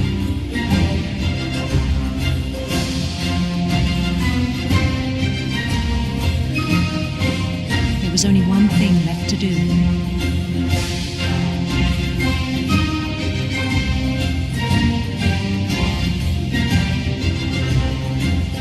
Bend down his head.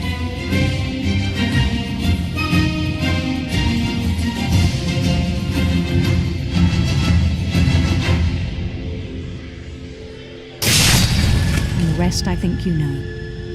Mrs. Finch, your son was a kind man who will be missed by all of us who knew him.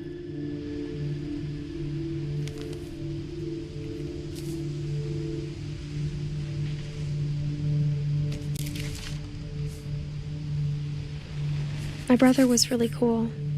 I wish you could have met him.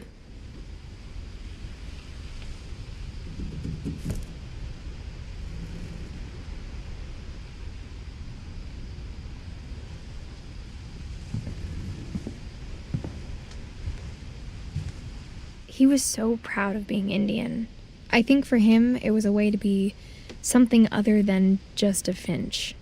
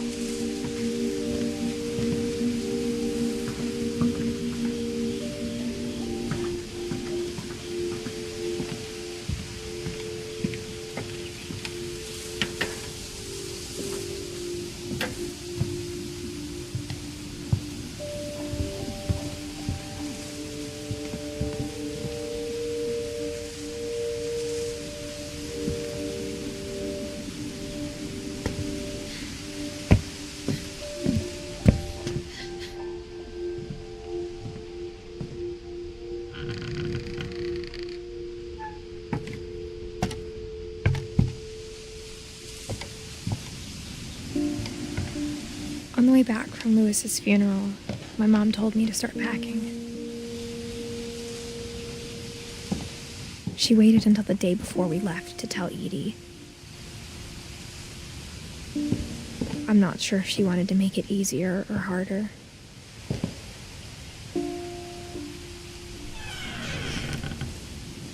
I wish we'd stayed. But I understand why we left. My mom ended up leaving everything behind.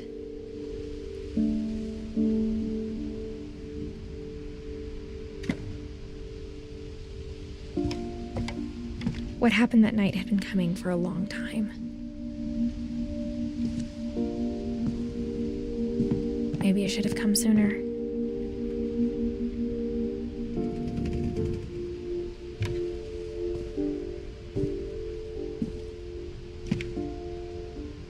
But it had to end one way or another. All that's left now was to tell you about that last night.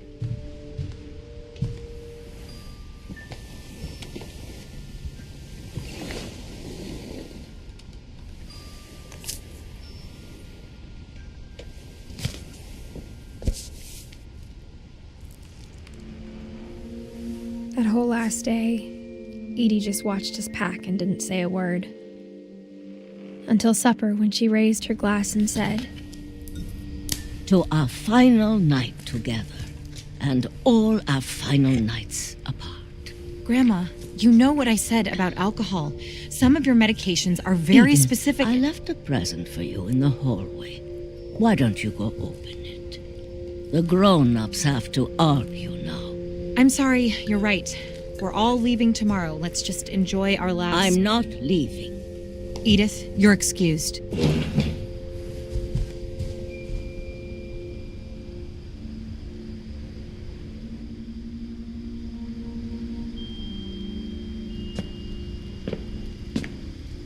The power had been shut off that morning, but Edie always had plenty of candles. When my mom sealed the library, I don't think she knew about the other entrance. Or that Edie had a key to it.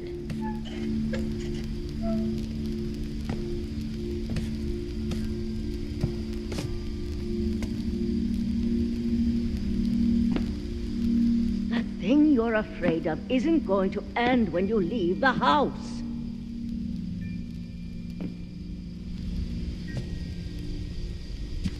Edith has a right to know these stories. My children are dead because of your stories. I think it's best if Edith and I leave tonight. We'll have the nursing home send a van for you in the morning, okay?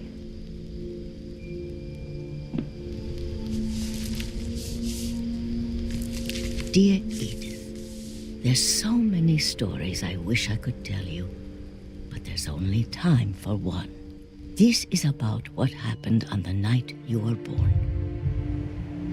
That night, the tide went way, way out. It was the first and last time I ever saw the old house aground. There'd been an earthquake out in the middle of the ocean. They called it the lowest tide in 1,000 years. God, it smelled awful. You know, I've seen that house every day of my life.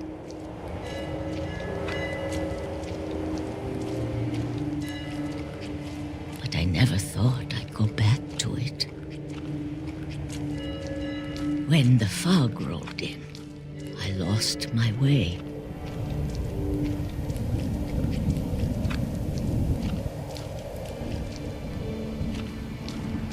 I got turned around.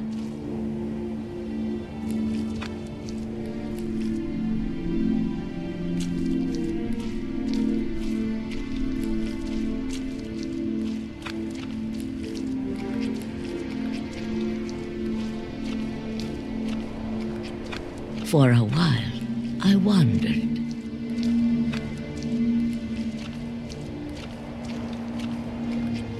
I started seeing things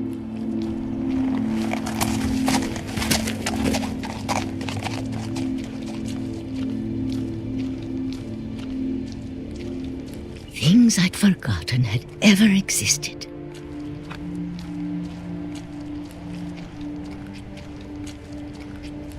But when I saw them, they felt like old friends.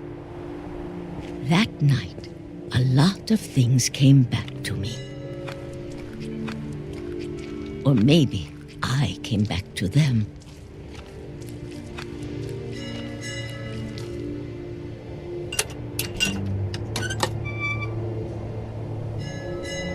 Things I can't explain, but that I need you to try and... Edith, what are you doing in here?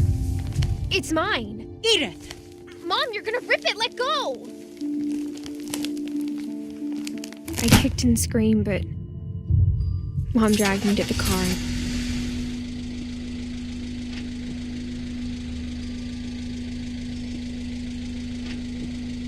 I never saw Great-Grandma Edie again.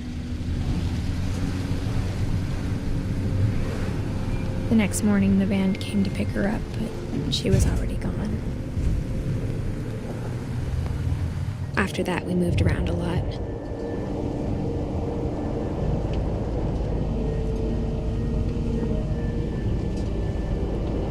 We both tried to make the best of it.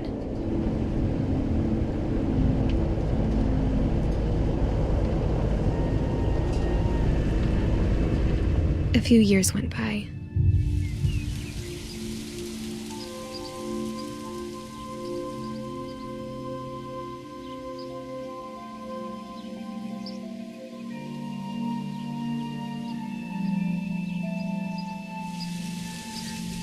My mom didn't like to talk about it,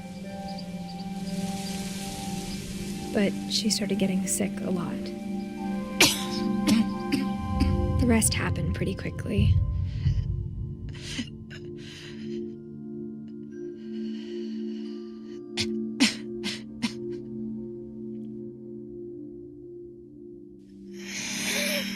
She got better for a while, and then she didn't. And then I was alone.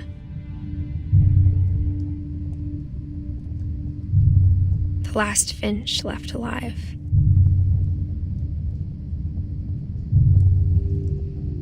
Until I found out about you. I'm still not sure what to tell you about all this.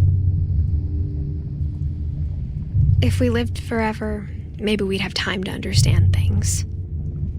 But as it is, I think the best we can do is try to open our eyes and appreciate how strange and brief all of this is.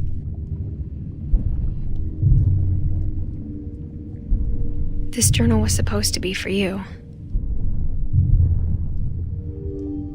But now I hope you'll never see it. I just want to meet you and tell you all these stories myself.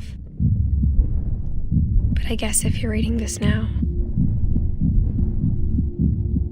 things didn't work out that way.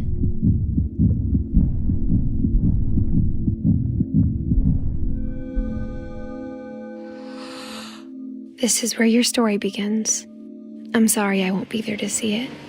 It's a lot to ask, but I don't want you to be sad that I'm gone. I want you to be amazed that any of us ever had a chance to be here at all. Good luck.